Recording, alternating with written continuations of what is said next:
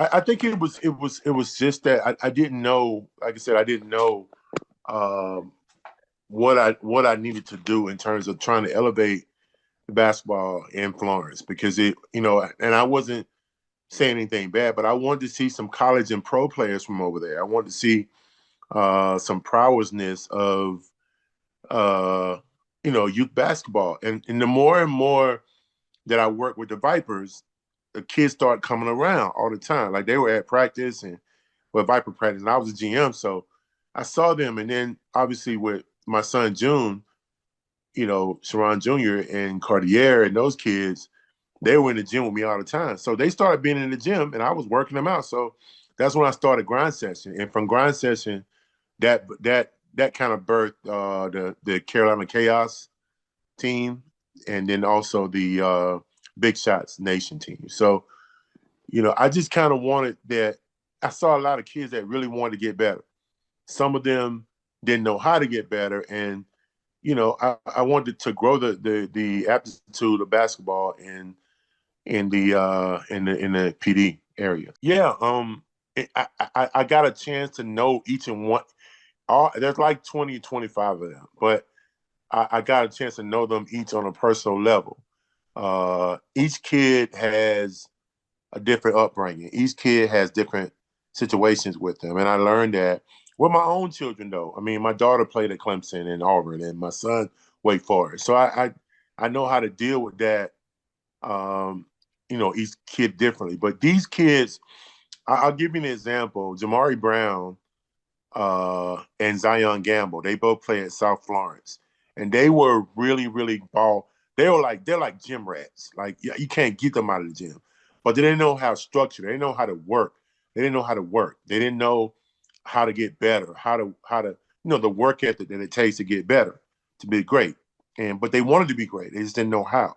So I started working them out all the time, and then it kind of spread. It spread to all the other kids that we had, but then Keith Small, his mom, tracked me down one day. Misty, she's a great lady too. Misty McCall. I mean, Misty McKay, and she tracked me down one day. I was at a football game because I was working for Florence District 1, and also I had two jobs, and so I was over there at a football game, and she tracked me down and started talking to me. She said, "Please help my son. He wants to be a ball player. He's okay, but he needs structure. He needs skills." And I was hesitant because I was like, I don't really want to do that. But, I was already having grind session and it was filling up.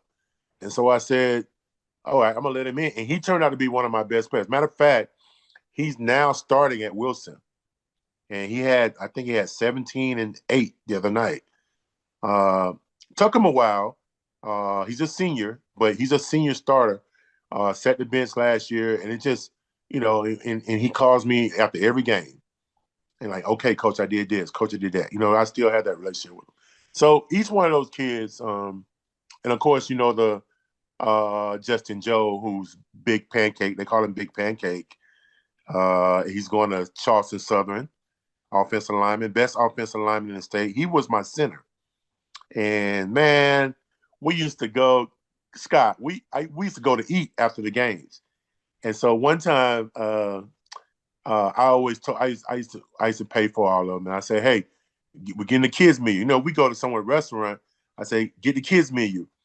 And then Justin, he eats a lot. He's like, Coach, I don't eat up the kids menu. And he said, I eat the grown-ups menu. And I said, okay, he want a steak. Everywhere we go, he get a steak. And everybody else get like chicken nuggets and all that.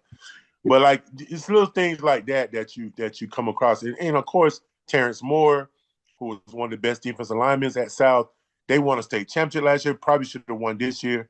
It's just little things like that I really love that those kids, because I spent 5 years with them. And that's why I wanted you to do this story, because like these kids mean a lot to me. They all do. What do these players mean to you at this time, now that they're at the high school age? What Yeah. reflection? How? Yeah, they're juniors and seniors. Uh, they mean a lot to me because, huh? Oh, an email popped in. My bad. Okay, no, that's all you all good.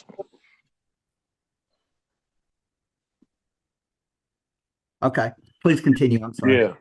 Yeah, they mean a lot to me because, they're an extension of my sons, all of them. I have, like I said, I have a great relationship with each one of them, but a different one. I know for a fact that emotionally they're different kids and they're different young men now. Um, each one of them has a different uh, mannerism. Each one of them has different upbringing.